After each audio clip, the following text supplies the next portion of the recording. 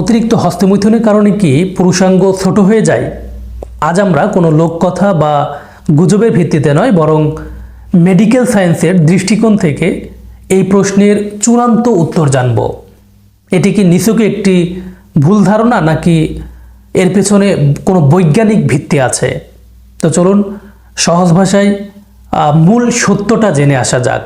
প্রিয় দর্শক, প্রথমে আমাদের বুঝতে হবে যে লিঙ্গের আকার কিভাবে নির্ধারিত হয়। লিঙ্গের আকার বা দৈর্ঘ্য মূলত আমাদের কৈশোর এবং বয়ঃসন্ধিকালের শুরুতে টেস্টোস্টেরন হরমোনের প্রভাবে নির্ধারিত হয়। আর এই হরমোনটা সাধারণত টেস্টিস থেকে নিঃসৃত হয় এবং অঙ্গপ্রত্যঙ্গের গঠন সম্পূর্ণ করে। আপনার লিঙ্গের চূড়ান্ত আকার আপনার জেনেটিক বা বংশগতির উপর নির্ভর করে, যা আপনার বাবা মায়ের কাছ থেকে আপনি পেয়েছেন। তো বয়ঃসন্ধিকালের পর সাধারণত দেখা যায় 18 বছর বা তার আশেপাশে লিঙ্গের আকার তার চূড়ান্ত পর্যায়ে পৌঁছে যায়। তো গুরুত্বপূর্ণ কথা হলো, হস্তমৈথুন করার অভ্যাসটি এই প্রাথমিক শারীরিক বা জেনেটিক প্রক্রিয়াগুলোর কোনো অংশ নয়। এবার তাহলে মূল প্রশ্নে আসা যাক। তো হস্তমৈথুন কি আসলে লিঙ্গ ছোট করে দেয়? মেডিকেল সায়েন্সের এটা পরিষ্কার উত্তর হলো না। হস্তমৈথুন একটি শারীরিক প্রক্রিয়া যা রক্তনালী এবং পেশির সংকোচন প্রসারণের সাথে যুক্ত না। এটি কোনোভাবেই লিঙ্গের টিস্যু, কোষের গঠন বা আকারের স্থায়ী পরিবর্তন ঘটায় না। যদি কোনো পুরুষ মনে করেন যে হস্তমৈথুন করার পর তার লিঙ্গ ছোট হয়ে যাচ্ছে, তবে এর সঙ্গে দেখা যায় সেই অভ্যাসের কোনো সরাসরি সম্পর্ক নেই। এটি নিছকই একটি ভুল ধারণা বা অতিরিক্ত দুশ্চিন্তা বা অ্যাংজাইটি থেকে আসে।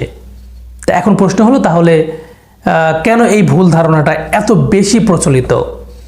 এর পেছনে আসলে কিছু মনস্তাত্ত্বিক কারণ থাকতে পারে, যেমন হস্তমৈথুন করার পর অপরাধবোধ বা দুশ্চিন্তা থেকে পুরুষেরা লিঙ্গের আকার নিয়ে অনেক চিন্তা করেন।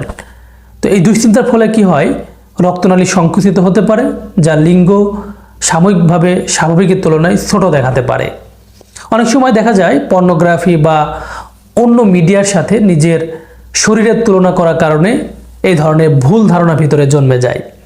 তবে অতিরিক্ত হস্তমৈথুন করার কারণে অনেক সময় হাতের প্রচণ্ড প্রেসারের কারণে যদি কেউ ঘন ঘন অতিরিক্ত করে, সেক্ষেত্রে ফ্রিকশন হওয়ার ফলে পেনিসের নার্ভগুলো অনেক সময় কিছুটা দুর্বল হয়ে যেতে পারে, যার কারণে পেনিসে যদি পর্যাপ্ত পরিমাণে ব্লাড সার্কুলেশন না হয়, তাহলে পেনিস আগের তুলনায় কিছুটা ছোট দেখা যেতে পারে।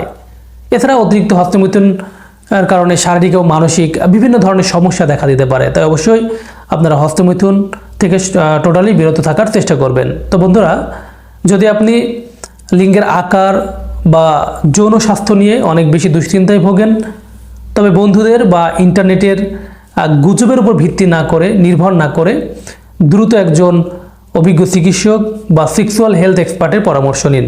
তারা আপনাকে সঠিক তথ্য দিয়ে আপনাকে দুশ্চিন্তা থেকে মুক্তি দিতে পারবেন। তো সুস্থ থাকুন এবং নিরাপদে থাকুন। আল্লাহ হাফেজ।